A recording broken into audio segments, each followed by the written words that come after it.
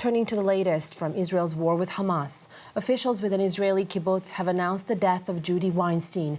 They say the 70-year-old Israeli-Canadian-American triple national was killed during the October 7th attacks by Hamas. Journalist Iris Mackler is in Jerusalem. She joins us now. Iris, lots of Canadians have been waiting for news, for any kind of confirmation on what happened to Judih Weinstein. We now know that she was killed. What more do we know about Judih Weinstein's death? You know, it's quite complicated to know very much because the death happened either as she was being taken into Gaza or since then. And I've heard a very long interview with the people who make these determinations. It's a triple committee. First a medical decision, then a rabbinical decision. Then they tell the families, and the families can decide if they can accept this news, because it's very hard to make a determination without actually having a body. But that's part of the thinking, is that you have to allow people some closure. They review a lot of information, some from Hamas, from the videos on the same day, some from returning Israeli hostages, some intelligence, not only Israeli, international. That's why I can't tell you, because they don't pass on to us all the details. But it has now been confirmed that 6 days after the loss of her husband was confirmed to the family. That's her 4 children, her 7 grandchildren. They have to accept that this wonderful, healthy, vibrant, working couple in their 70s are no longer with them, and they've asked for the media not to approach them at this time while they take in this, or learn to accept this dreadful news. Just devastating news for the family, as you said. Tell us, Iris, Israeli forces are pushing deeper into central and southern Gaza. What's the latest on that?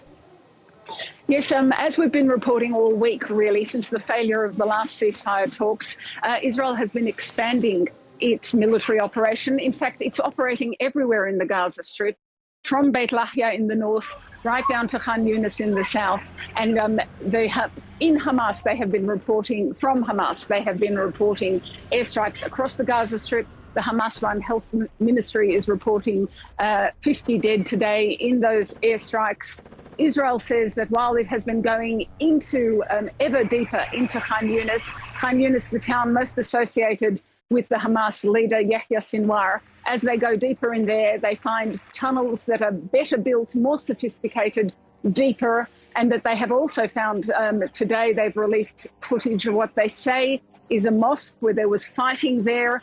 And when they finally took the mosque where there was fighting, they were fighting with Hamas militants from inside the mosque. They actually found a tunnel right inside the mosque. So they've released video of that.